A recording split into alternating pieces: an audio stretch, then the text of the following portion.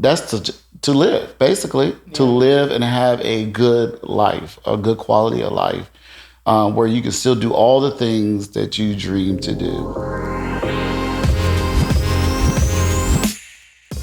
Welcome to another episode of Positive Voices. Super excited to be here today. I'm your host, Leah Henry, and my pronouns are she, her. My name is Malachi Stewart, and my pronoun is he, him, his. And we're really excited today to be talking about self-care. So I want to introduce our guests, Ann Wiseman and Jerry Washington. Tell us a little bit about yourselves and what you do. Hello, everyone. My name is Ann Wiseman. I am the Deputy Director at Heart to Hand, which is a local organization in Prince George's County. We support people who are living with HIV, but we're really more sexual health and wellness organization. So we have everything in the Ryan White list of things to do, or most of the things. And then we also have a sexual health and wellness clinic where you can get integrated HIV and STI testing. Awesome. Yeah. Jerry? Yes, my name is Jerry Washington. I'm also a part of the staff at Heart to Hand, Inc.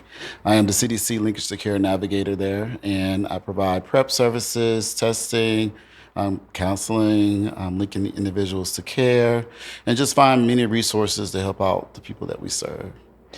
Yeah, that's awesome. So this episode today is about self-care. And I think there's this internet trend where everyone's talking about self-care, right? But what does that really look like when we're talking about HIV? And, Malachi and I talk, and we've had guests on this podcast, and there's so many things that go into living with HIV. And I'm excited to talk to you guys today about, the people you serve and some of the services that are out there. Because when we talk about self-care, I think people think of spas, and we think of, burning a candle and taking a bubble bath, but your physical health is equally as important as your mental health. So can you guys start by just talking about some of the services that you all provide to people who walk in to your space and talk about how self-care kind of applies to that physical element?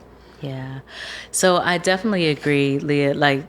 The spas and lighting candles and doing deep breathing is definitely a part of self-care. But self-care is also work. And so it's important to remember that you have to kind of put in the work. So some of the things that we do to support that self-care includes, we have a psychosocial support department. And so we work with folks on their mental and emotional health. We can support them around doing maybe short-term counseling, but also connect them to long-term care. Within that program is also some support around substance use and substance abuse, or for people who use drugs. And the best part about it is it's non-judgmental. So it's really meeting you where you're at, which I know can sound cliche, but it really is about where are you today? How are you feeling today? And taking stock of that, but also doing some planning with you. So where do you want to go? And how do we help you get there? And I like to say, when I speak to customers, I like to tell them that I'm your partner on your sexual health journey. And here, there's no judgment. I'm not here to yuck your yum. Because when we think about sexual health and sex in general, we think about the regular, normal sex. And, being a person who's not from D.C., coming to D.C., learning about different types of relationships, where it's non-monogamous relationship, multiple partners, different things like that. So just giving individuals who come through our doors that space to know that this is a safe space to just be whatever it is that you are. And we're here to help you, whatever capacity that is. So. And I just want to thank you for that, because being able to have pleasure in sex is also a part of self-care. Amen. And so being able to, let's just talk about that.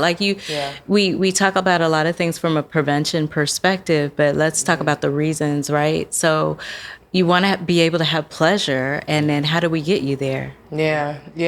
And I guess in your line of work, what does the balance look like as providers for these types of services? Because the reality is people are going to have sex, right? We know this. And I think it was an important thing that you said, that putting the pleasure. And I'm sure people who are living with HIV, honestly, it's probably a constant, thought in the back of your mind, whether you like to admit it or not. You want a sense of normalcy when it comes to sexuality.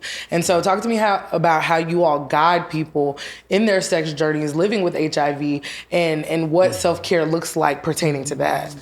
I'm gonna let Jerry. Well, when I talk about sex in the room with Yeah. the customer, I make sure it's very light, very fun, and I be transparent. Like, I love sex too. Right. I like to get sex as often as I can. I'm a person living with HIV as well, have been for 20 years. So I like to lead and to relate people with my own personal story, be transparent, and just let them know that you're in a great space and you can ask any questions that you would like to ask. And we can talk about anything from male on male, male on female. I even talk about how I identify as being pansexual. So I'm that person that no matter what you say or bring up in the room, I'm there with you, and I'm here to be that supportive person. Yeah, definitely.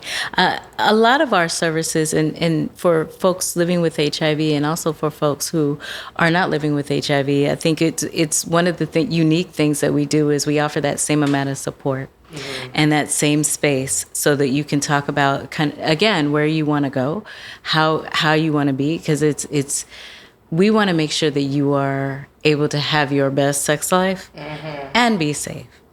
So let's talk about that in a way that is supportive. Yeah. So, as a person living with HIV, I am, first of all, it struck me when you talked about and you hit the nail on the head, really about self-care. Also, it integrates into your sex life. I want to hear more about that. I would love to unpack some of that. I am living with HIV. I come in, gay as all outdoors, as you see.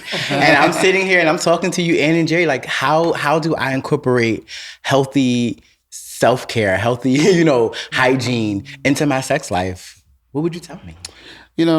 It's about what your needs are, and also protecting yourself at the same time. And to be honest with yourself with your needs, being a person who is very sexual and living with HIV, I don't stop having sex. And for me, it's spiritual as well. Yes. So when we talk about self-care, sex is self-care for me.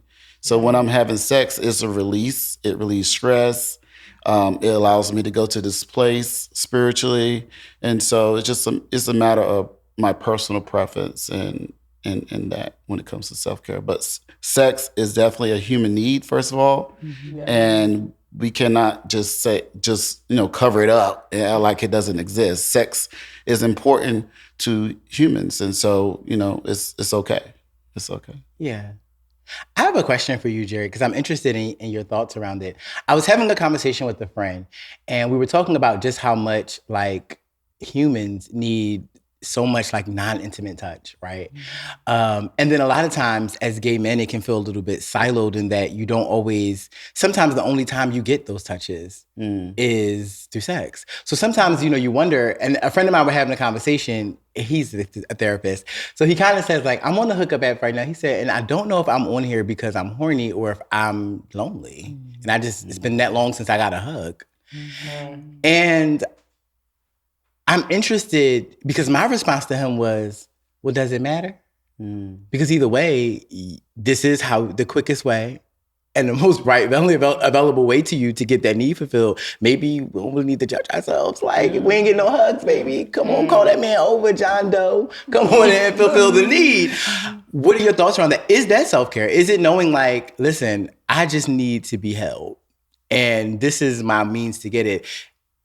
Can't change the community, but I can do this thing for myself. Does that look like self-care? It looks like self-care to a certain extent, in my opinion, because again, it's about the need that you have and how you go about trying to fulfill that need.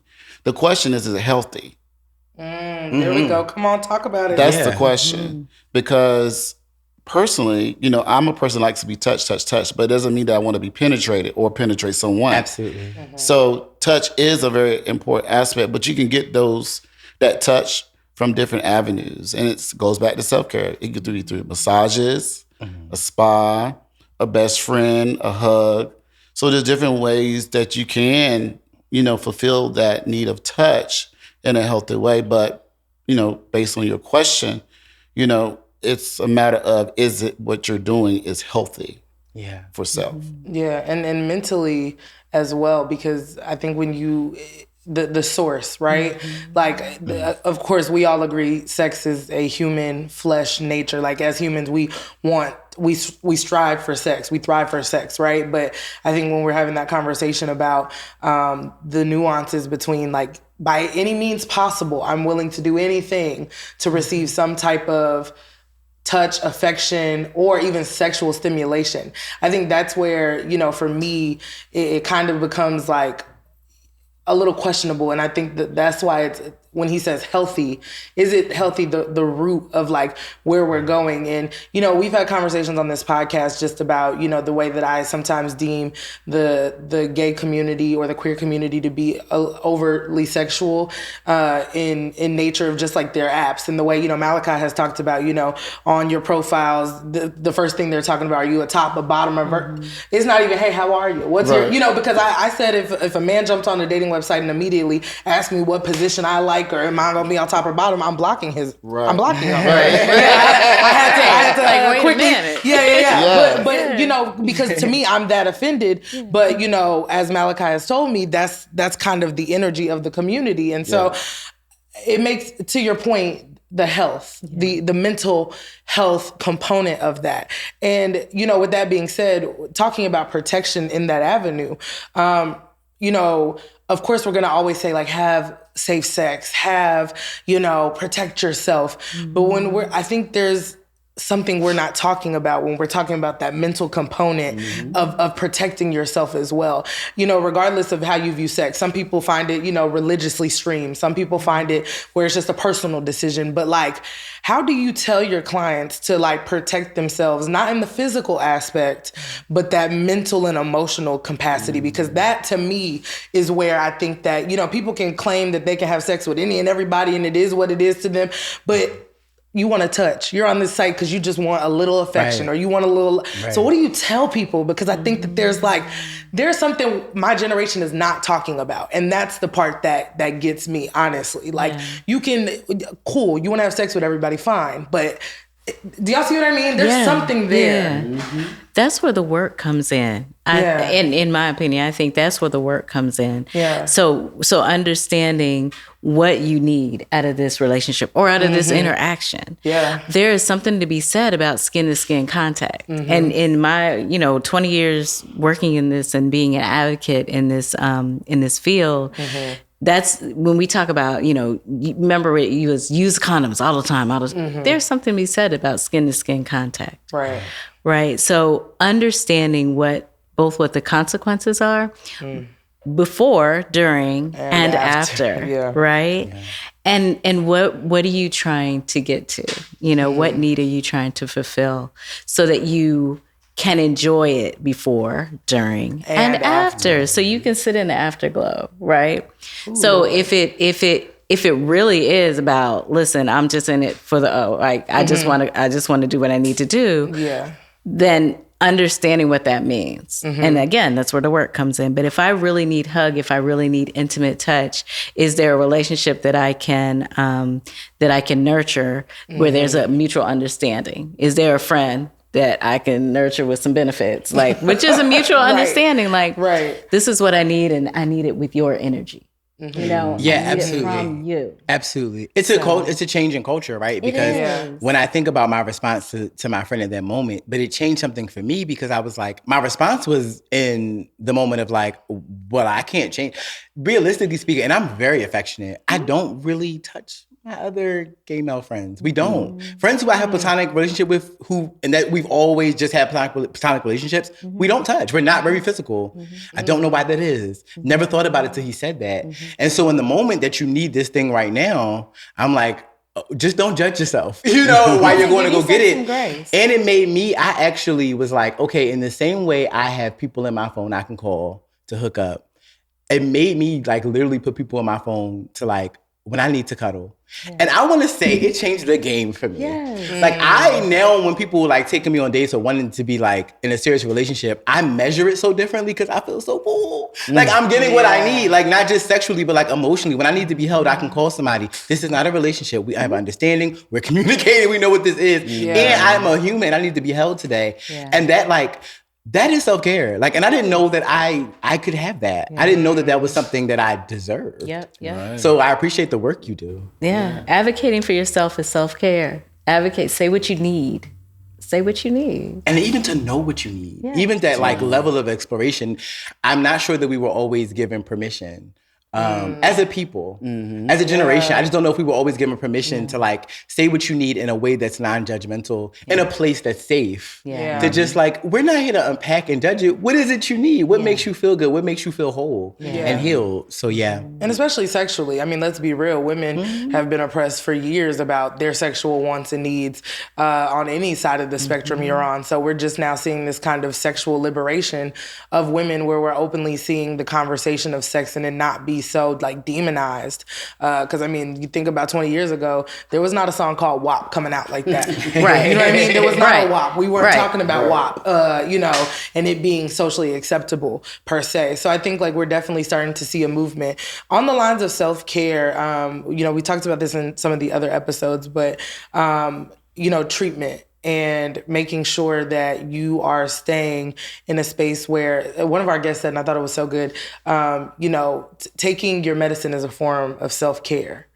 So talk to me about, you know, how you all in your day-to-day work, you know, ensure that the people who are living with HIV who are in front of you, how do you, you know, show them, because we've talked about kind of people being resistant of taking the medicine or, you know, struggling with that. So how do you encourage people to continue to take medicine so it is a form of self-care, or that they can see it in that way? Because obviously, you know, different people respond differently to this diagnosis. Yeah.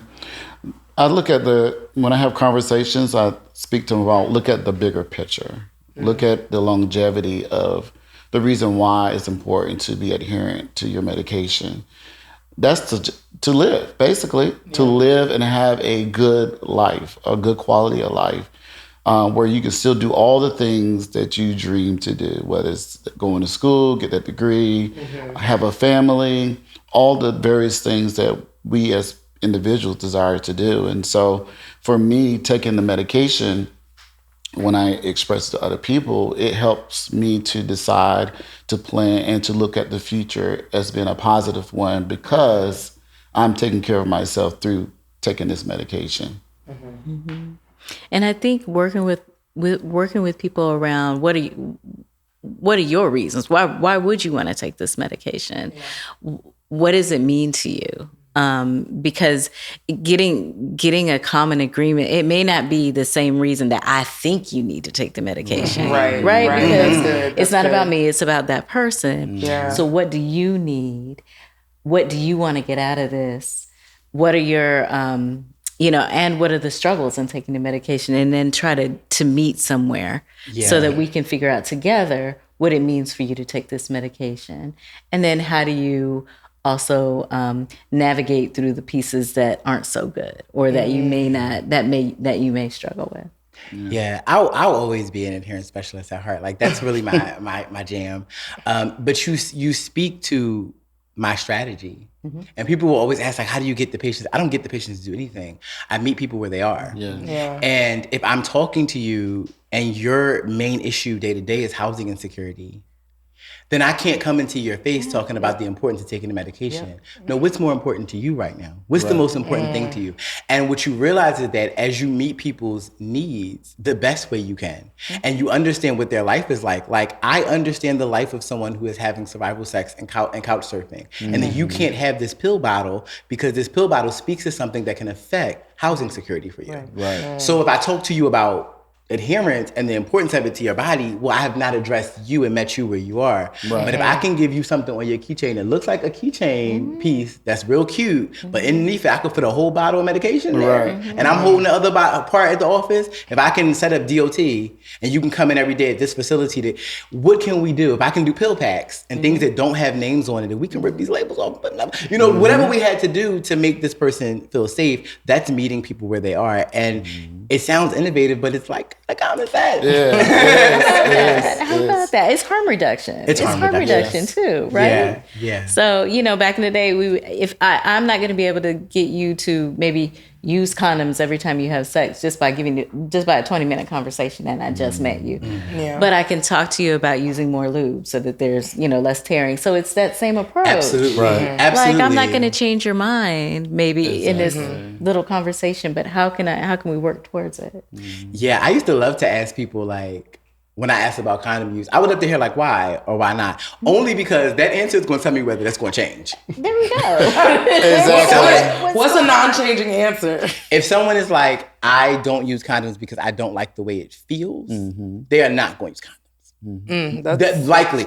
There are aberrations. Nothing is, but like they're most likely not. So let me move to the next level. So are you in serial discordant relationship? Are you in serial discordant relationships? Meaning that your partner has a different status. So maybe they're negative, you're positive. Maybe you're positive, they're negative. Yeah. If that's the case, are they on PrEP? Have you guys thought about PrEP?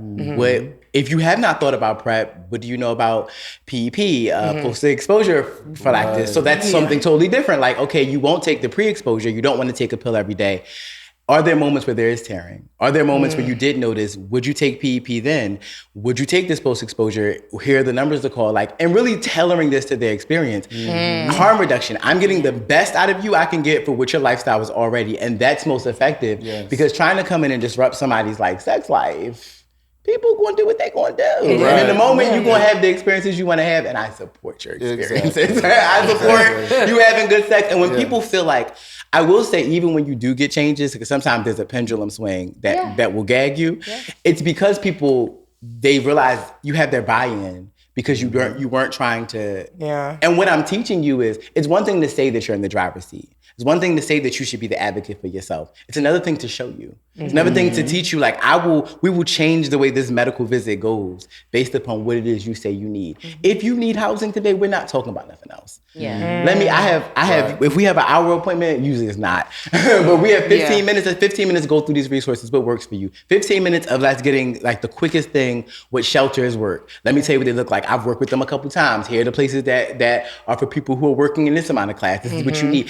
And that buy-in for people now makes them like, so what's this you talking about? Right. What's this medication thing, Because you heard me and you saw me. Exactly. Yeah. And that's what we all want, right? To be heard, to be seen, to be validated, affirmed. Yeah. Absolutely. I want to go back as well. In some of our former episodes, we've talked about the trauma with the diagnosis. And I think that self-care is healing, right? I think we're in this space now, social media, everybody wants a soft life and everybody wants to heal of traumas and be, a generational curse breaker. But I do think that, healing is truly a part of self-care. So your jobs, of course, are the resources, right? And to help people out. But the reality is, like you said, everybody wants to be seen. And I think that there is a form of trauma that comes with this diagnosis at times. So talk to me about how you guys in your work tailor not only your care to being resources, but truly helping people through this healing journey. Go ahead. Well, great question. I help them, again, through my lived experience and transparency, first of all. And secondly, I provide resources, whether it's a therapist or some type of resource that can help them with their mental health. Because just because someone's going through doesn't mean they have to be medicated. Because not every situation is warrant medication. Some people just need someone to talk to and have that safe space to talk to someone and to process and to, dig through some of that stuff that they've been through.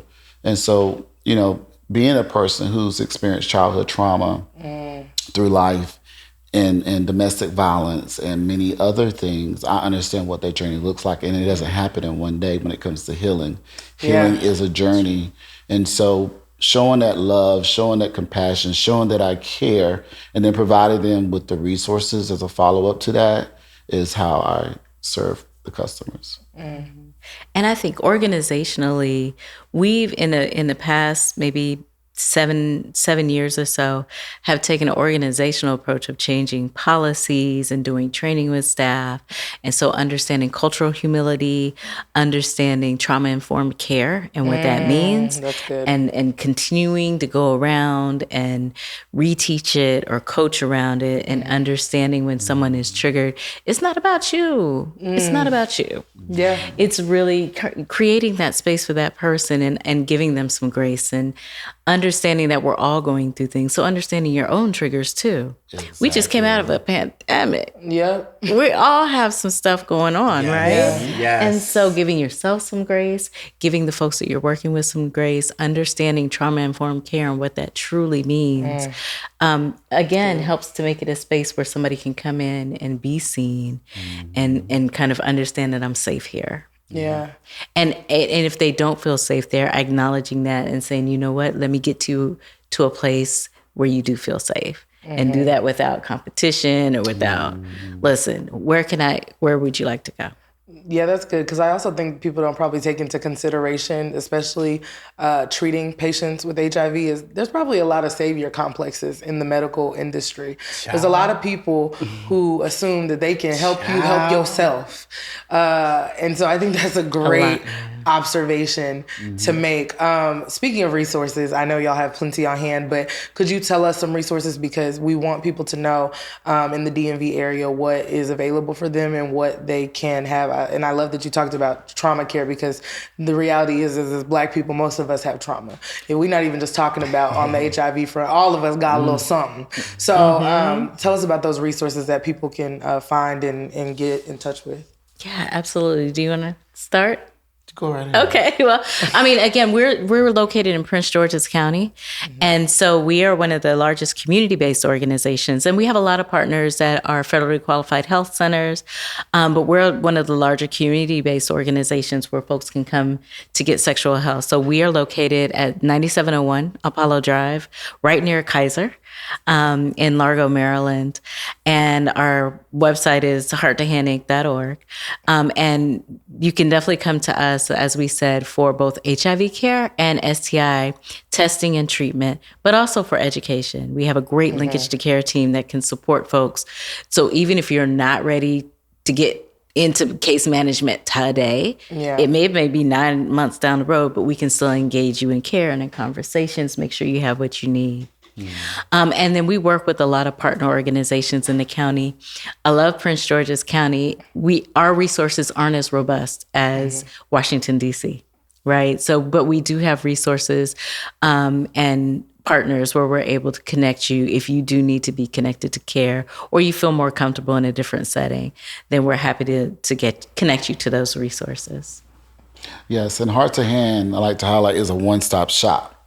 So we have a doctor there, we have a pharmacy, we have case management, we have navigators. Again, like we have harm reduction, psycho support. So everything that you really, really need, you can get it there. We provide prep services. So I always highlight we're a one-stop shop. You come in, you get all your needs met. And if there's something that's outside of our scope, we will refer you. We're connected to the resources that's out there. Yeah, and I love the fact that it's free 99. I don't feel like we talk about that enough because one of my friends was just talking about how costly out of pocket getting STD, STI tests are. And, you know, technically they say every 3 months if you are sexually active.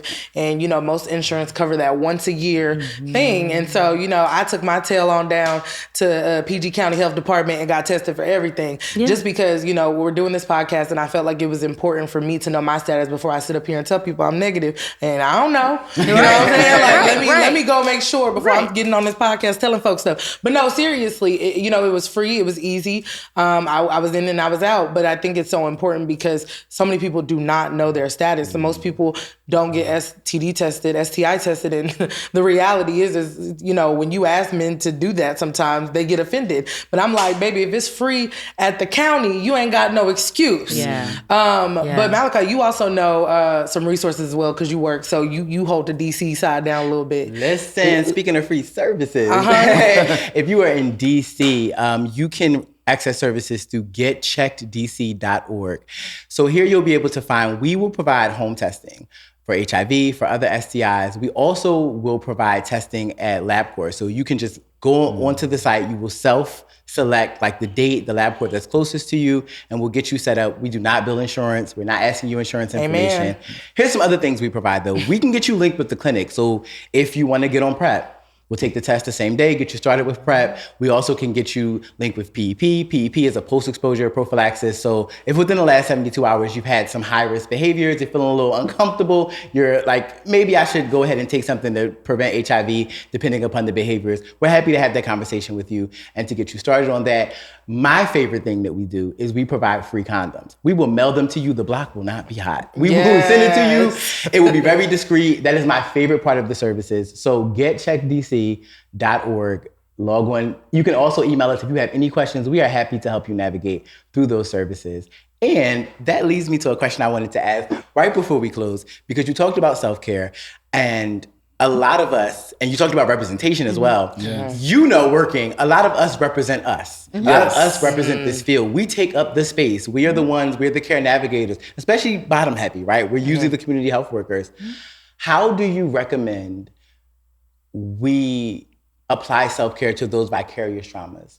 And I ask because I was not prepared in 2000, this was in 2022, but I wasn't prepared in present day when I first became an adherence specialist. A part of accepting people's agency is accepting that some people don't want, they want to expire. Yeah. They don't want to, or they want to not take medication at the cost of that, and they've accepted that already. And I was not prepared for the emotional response of seeing people my age. Like watching them week after week, we're coming, and I didn't know it was going to hit like that. And it took me like, those first couple ones took a hit. And I think it's because you expect, if it's 1990, 1995 even, to see someone dying of advanced HIV in present time, and you know that it's preventable, but this is their choice, and you have to accept it's their choice, and I'm supporting you. And listen, I was the type of retention specialist, once you tell me you made this choice, there are pockets and places that provide money for funeral services. Let's start talking about that. Now I've shifted gears. That's what I'm doing in my work. But at home, I'm like, I can't believe it. Oh my God, they go. It was horrible coming into work and hearing that your patient passed. It was a lot of vicarious trauma. I don't think I did the best job of taking care of myself because I didn't know any better. What advice do y'all have? That's good. I think so again, I'm going to talk from an organization's perspective, and this is a culture shift that we've made, is you get the same care when a patient has passed that you're working with than if your great uncle has passed or your cousin you get that same tender care, because this is somebody that you've worked with. This is something that you're experiencing. And so we really take that time, go home, take the time. What do you need? If you need access to grief counseling, then we'll make sure that you get it. It's important to nurture yourself around that. When I came in the field, same thing. I came in working with young people, and one of the things, I'm with you. Once you've told me that you've made that choice, then I'm like, okay, how do we support you in this other part, right? Because one of the young people that taught me that lesson was like, Miss Ann, if I had breast cancer and I made this choice, then people would be rallying around me. But why is everybody getting on me? Because it's HIV, and they're trying to force me to do something else. Wow. That's all you had to say, girl, I got you, you know? So it's important that we listen, but then we take care of ourselves, because that's still, and this has been 20 years or 15 years, and it still gets to me. Same. And I'm still talking to her like, okay, I'm still in this, I got you. So it's really important that we take care of ourselves. Yeah, it's very important. I haven't had firsthand experience dealing with someone who just refused to take their medication or anything like that will lead to death. However, I have experienced people that I serve die with other comorbidities such as cancer.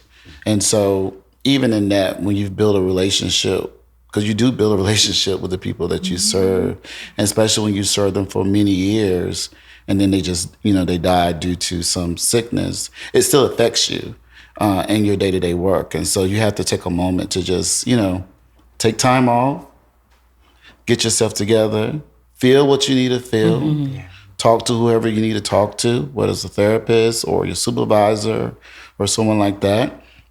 And then regroup yourself and come back. That's the best advice that I can give as relates to that, because it will affect your job. It will affect the way you do your work with the people that you serve if you don't really deal with the emotions that come behind it. So, Absolutely. Yeah. Yeah. No, this conversation is good. And that story you told is, I think it's very telling. It definitely humanizes the experience for sure. You guys have been great today. So thank you guys so much. Let everybody know again where they can get more information and they can go receive some of the services you guys provide. Sure, hearttohandinc.org.